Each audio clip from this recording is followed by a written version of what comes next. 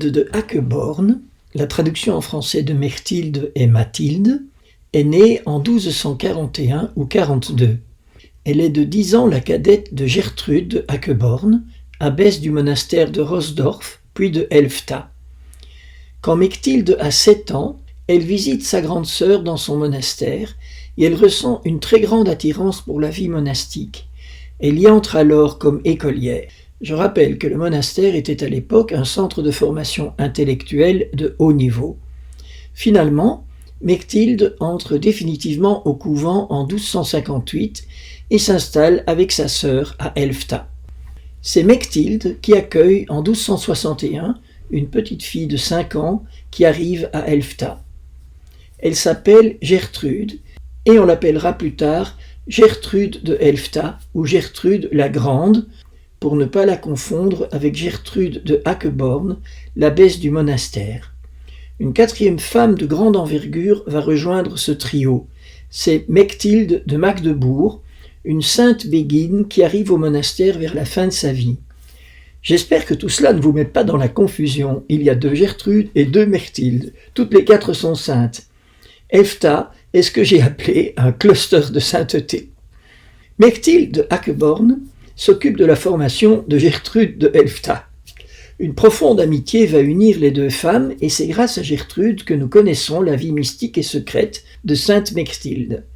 En effet, à l'âge de 50 ans, Mechtilde traverse une grave crise spirituelle unie à des souffrances physiques. Elle se confie alors à Gertrude et à une autre sœur. Elle leur raconte comment Dieu l'a guidée depuis son enfance.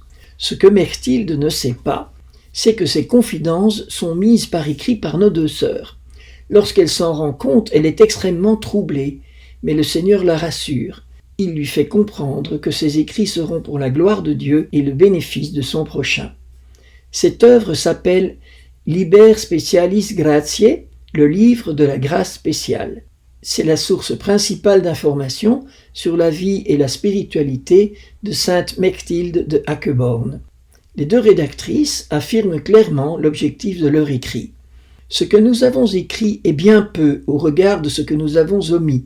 Nous publions ces choses uniquement pour la gloire de Dieu et au bénéfice de notre prochain, car il nous semblerait injuste de garder le silence sur les si nombreuses grâces que Mechtilde reçut de Dieu, moins pour elle-même à notre avis que pour nous et pour ceux qui viendront après nous.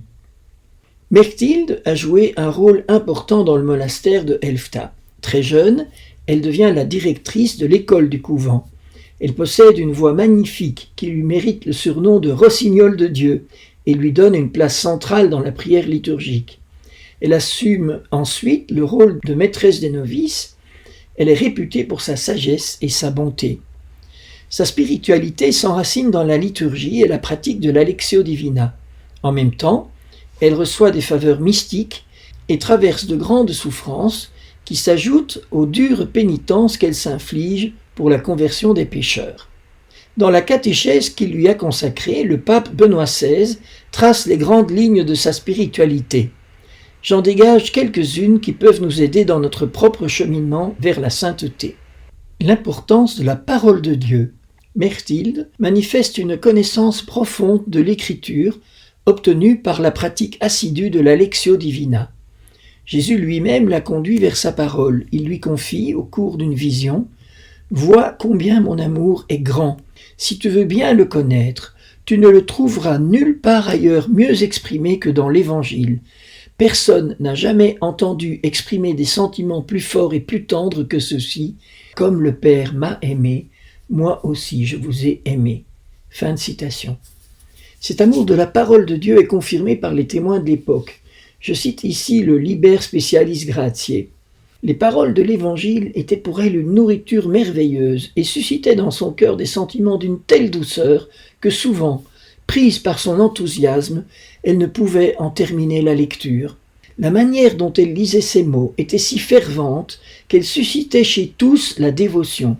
De même, lorsqu'elle chantait dans le chœur, elle était tout absorbée en Dieu, transportée par une telle ardeur qu'elle manifestait parfois ses sentiments avec des gestes.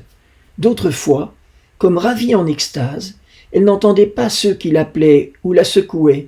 et elle avait beaucoup de difficultés à reprendre conscience des choses extérieures. » Fin de citation.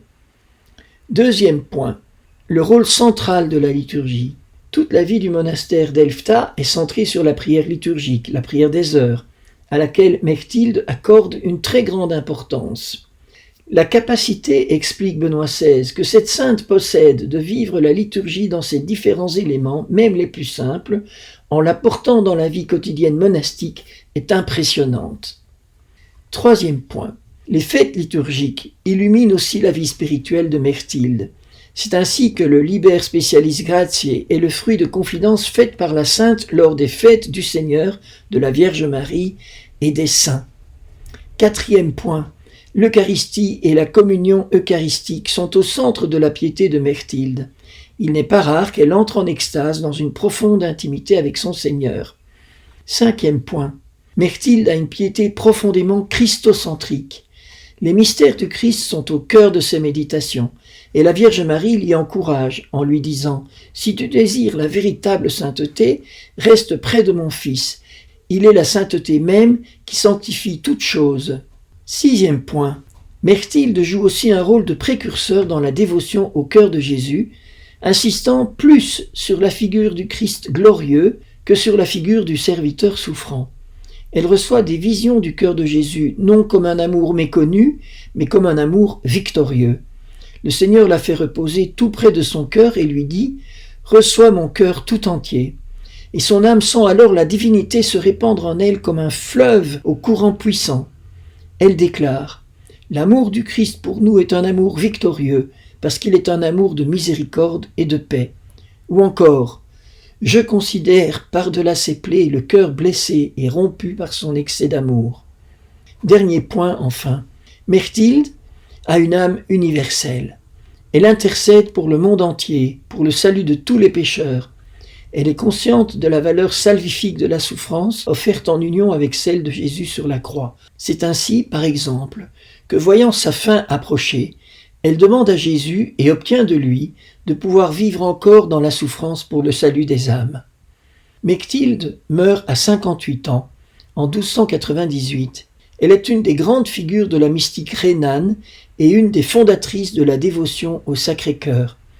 Ses intuitions vont être continuées et approfondie par sa disciple Gertrude de Elfta, Gertrude la Grande.